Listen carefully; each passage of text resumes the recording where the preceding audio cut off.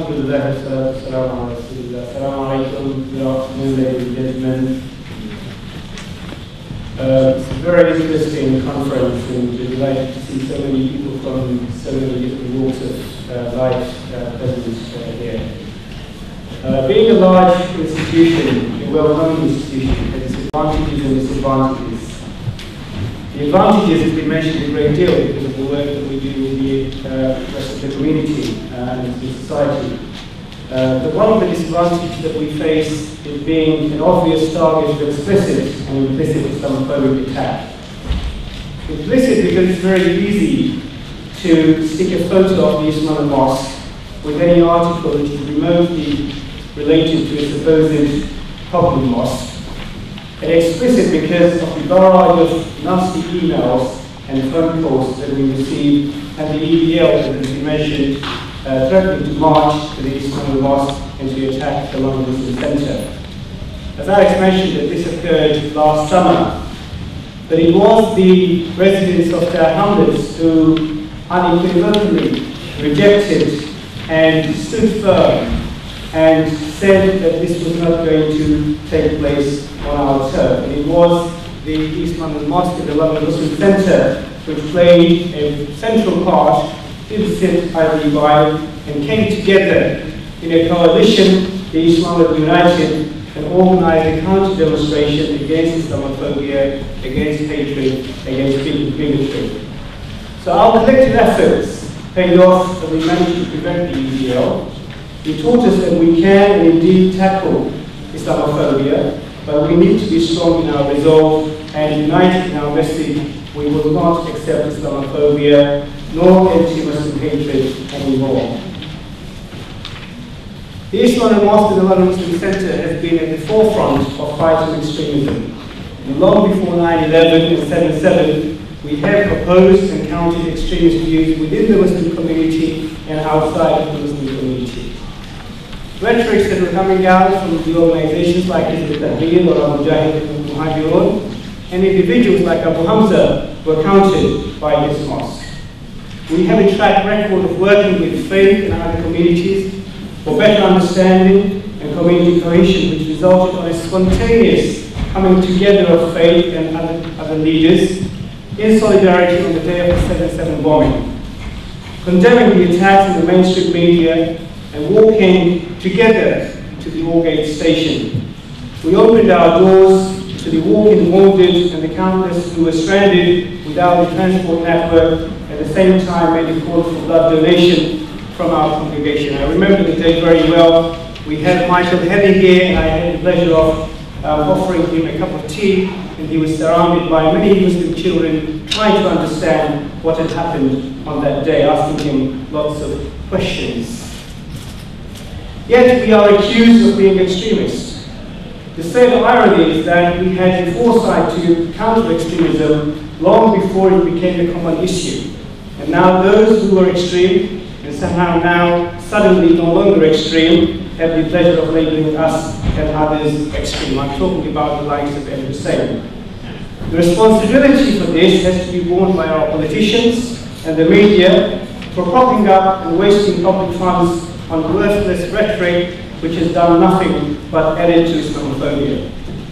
The recent report released in April by the Institute of Race Relations called Understanding the European-Wide Assault on Multiculturalism, and you remember the statement by Angela Merkel, subsequently by David Cameron and so on.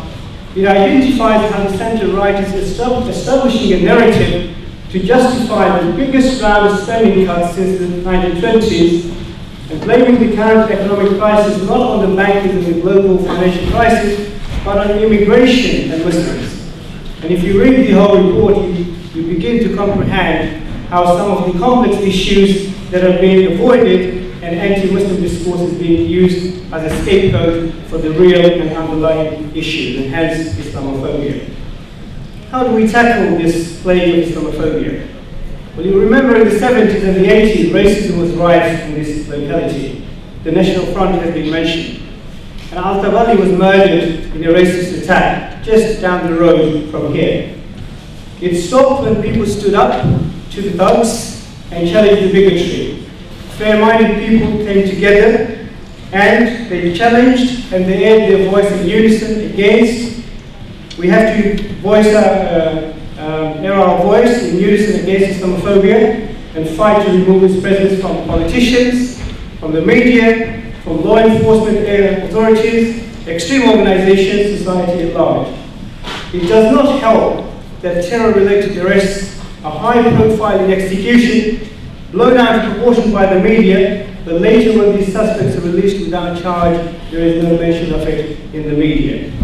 So Muslims also need to engage, much has been said about this today, with the mainstream society and build bridges as is being done extremely effectively today, as we have been doing from this centre in this locality. The media, fueled by extremist propaganda, terrorism and the thirst for selling newspapers, have collectively denigrated Muslims.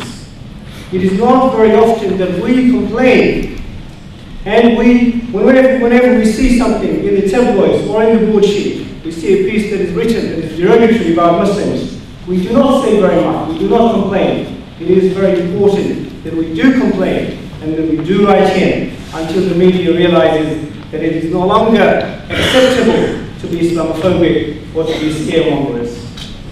The politicians, some have been very irresponsible, as you remember, and they have been the catalyst in promoting anti-Muslim hatred throughout Europe, knowingly or unknowingly. We have to, whenever necessary, challenge our politicians. We have to work with them, and we have to work through them in isolating and eradicating Islamophobic attitude, behavior, and practice. This may require changes in the law, and we must push for that. In my limited experience, people are the key. And it is really about interaction with people, having dialogues with people, working together with people. This is what we have been doing successfully in this centre. People who know us and who work with us know that the work that we do, and they think it is good work. Bigots and Islamophobes from a distance make up lies and they propagate them. Listening to a session earlier today and listening to Sister Kenza, it made me think that we are going back a step. Humanity is really going back in step. And to see that the rights of some are more than the rights of the others. And I'm talking about what's happening in France and perhaps elsewhere. And that the freedom of some are more than the freedom of others. That the honor somehow of some people is more worthy than the honor of others. That the safety of some is more worthy than the safety of others. Or the blood of some is cheaper than the blood of others. What we're saying in Islamophobia is a global phenomenon. And Tony Benn again reminded us this morning how this played out with Hitler and his hatred for the Jews. So we have to recognize that this is an evil threat for all of us. And if we don't do something about it, it will engulf us. And therefore there is a need to have concerted, coordinated effort across the piece in Europe and further afield. There certainly needs to be more of these kind of sessions and greater awareness, because as mentioned earlier today, that ignorance plays a great deal. One thing I am sure of though, that we can defeat Islamophobia.